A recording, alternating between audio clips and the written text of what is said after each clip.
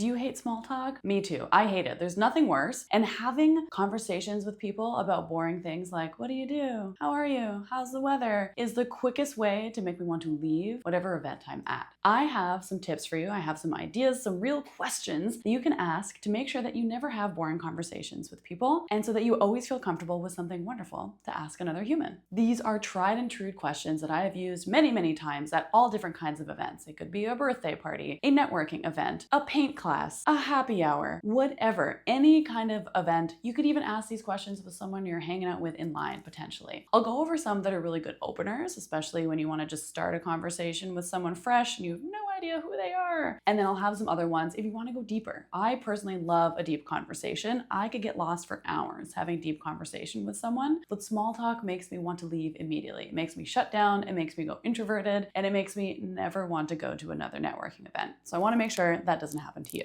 First off, make sure that you are never saying something like, how are you? Or what do you do? How are you is just going to elicit, I'm good, I'm fine, I'm whatever. That boring reply that's going to have zero imagination or interest of any kind. You want that first question to set the stage that you are someone interesting to talk to. What do you do is also one that I really like to stay away from. There are a lot of people out there who aren't necessarily doing a job that they love, and they have fantasies of other things, or maybe they have a side hustle they're working on, or maybe it's just not fulfilling, or maybe they find it boring to talk to other people about. So stay away from that question. But I have other questions you can use instead of that. A favorite go-to that I like to do is, what has been the best part of your week? This forces them to think of a positive thing, and it allows them to come up with something that might be more interesting than, how's your workday been? Or how's your week been? They're forced to come up with something that might be work related, it might be personal related, it could be anything. What was the best part of their week? And this can open you up for more follow-up questions. Maybe they say, oh, I tried a new piece of music this week. You can find out, what was that piece of music? Tell me more. Tell me more is also the question to get people to keep talking, because it doesn't probe them in a specific direction, but it allows them to choose what direction they want to go in to share with you and then head in that direction. But it allows them to feel that you're curious about them without you having to think about creative questions. So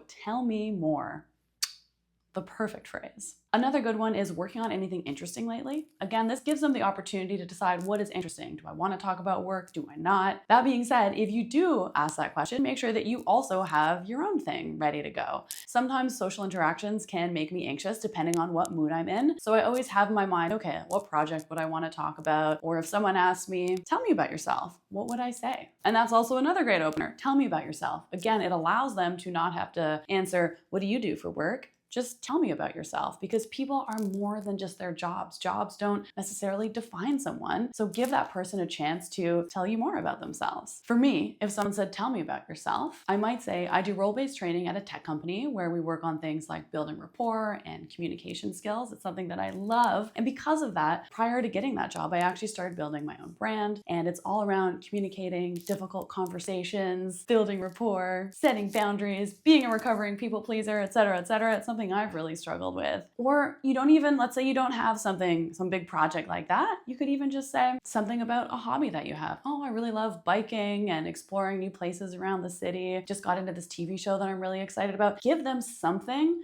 to hop onto, something that they can say me too with. Another one I like, instead of looking into the past, look into the future. What's something you're looking forward to in the next while? Again, this gives them the opportunity. It could be something this weekend, but it could be next week. It could be next month. It could be in a few months. This opens it up so they don't feel like they're boring if they just have a really chill weekend planned, let's say. But it allows them to come up with something that they are excited about. And it could be anything. And that opens up a whole myriad of options, of directions for you to go afterwards. If you are at some sort of event, like a networking event, let's say, saying, oh, have you been to any of these before? Or something like, what do you think of the venue? What do you think about the drinks? What do you think about the food? Comment on the environment that you folks are in. And you can make an observation about something and then ask their opinion on it as well. And this leads me to recommendations. I love getting recommendations from other people. Nothing is more fun than hearing what other people like. And again, it opens us up for other opportunities to talk about other things. So if you are visiting a particular town or a certain area of town or a new country or whatever it is, ask any recommendations for what to do while I'm here, or any recommendations for things to see or do in this area. Then you often end up finding out things that they're into as well. Maybe this opens up that they're into art because they tell you about an art gallery nearby, or maybe they're really into food.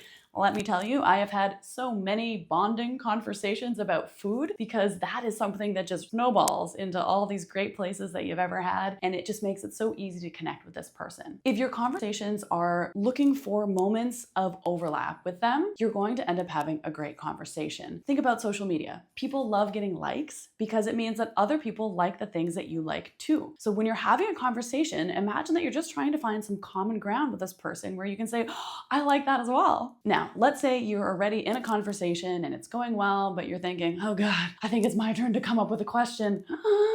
It's okay. I got you. I got you. You have this. You're amazing. You're brilliant. You're bold. You're going to be amazing. Let's go. Let's hop into it. Some deeper conversation starters. What's something you'd love to start doing? I really like this one because even though people might not be doing a thing just yet, almost every person on earth has something that they'd love to start doing and haven't started doing yet. A, you find out more about them. B, it opens up possibilities for other conversations around whatever thing they have always wanted to do. And C, maybe you have some value you can add. Maybe they're really interested in getting into rock climbing and you happen to rock climb, or you know a good rock climbing gym, etc., etc. It gives you that opportunity, that opening to connect further. And a twist on that is what's something you haven't done yet, but you'd love to. This I really like. Often it'll end up being something a little adventurous, which is kind of fun. And it gives you the opportunity to potentially be an accountability buddy for that person, or say a supportive word to, I'm sure you'll be able to do that, or I can't wait to hear when you do that. One that I've been using a lot recently, if next week your life could pause and you could go anywhere in the world for 2 weeks, where would you go? What would you do? Why would you do it? It opens up a huge myriad of different options, which is really fun to hear how people decide they would do it. If you want, you can also add some sort of cap on spend. If you're worried travel might not be a great option, then you can also ask, if you suddenly got $1 million tomorrow, what would you do? It's so interesting to see how people think through that. I have some friends who have a whole accounting plan and then very specific steps. I have other people that say I would just book a trip around the world and go. I have friends that would say I would pay off this and I would pay off that and then I would do these and that and I would eat at this restaurant. And it's so fun because it allows you to pick up on any little piece that they say within all the things they might say and double down on that. Ask more questions about that. Get curious. Tell me more. Why would you pick that? What makes you choose that? It allows you to just dig into these different areas and find overlap quicker. One that I like that tells you a little bit about them in their past is, what did you want to be when you were a kid? What did you want to be when you grew up? Hearing people's ideas and seeing if there's any overlap with what they do now or if they went in a totally different direction allows you to hear a little bit about their story, about how they got to the place that they're in now. So it opens it up for a much richer conversation. Now, this is once you have a little bit more rapport with the person. If you feel like you're in a place where you can hop into these questions, they're really juicy questions. What's one of your fears, or what's your biggest fear, or what's an irrational fear that you have? Because I think a lot of us have it. I personally am terrified of heights. Ooh, I know it's irrational, illogical. My logical brain says you're fine, you're safe, but that other part of my brain just can't handle it. So it's a great one too. What is a regret that you have? Again, this is a deep question. So like I'd say a level 3. So make sure that you've really connected with them. I definitely wouldn't lead with that, but it can be interesting to hear that. And it can open up conversation on how we can make sure that we don't regret things in the future. Make sure that we are trying those new things, going to those new places, learning, or whatever it is that's special for you to make sure that you don't have regrets in the future. And then the last 2 that I'll leave you with, who is your role model? I find it very interesting to see who people look up to, and that can start a whole conversation about what that person does and why it inspires them, etc., etc. And then another sort of twist on that, if you could be anyone in the world for one day or 1 week, you pick whatever you want, who would you pick and why? It's very interesting to see what sort of lifestyle they'd be sort of curious about or what mind they'd want to be in. And there you have it. Those are my ideas for having great conversations. Don't have those boring conversations. I challenge you in all your interactions. I challenge you for 30 days to not say, what do you do for work? How are you? Try to not say those at all in any interactions with new people, and see how much more interesting your conversation ends up being. See how much deeper the conversations with other people are and how your relationships change around you when you get curious and ask interesting questions. If you like this, please feel free to subscribe. Leave a comment down below. If you have a question that you love to use, please tell me. I would love to have it, use it in another video, or use it at the next time I'm meeting new humans. If you think this would help someone, if you have a friend that has a bit of social anxiety around meeting new people, around networking and things like that, please do send this to them. And I'll leave you with one more nugget. When you're uncomfortable going into social situations, and again, I get it. I come off as an extrovert, but I'm actually not. But what I do in my head is I think, all of these people are just friends I haven't met yet. And also, all of these people are probably nervous as well. So, how can I show up for them and try to make them feel as comfortable as possible? And then I change my brain from being like, oh God, do they like me?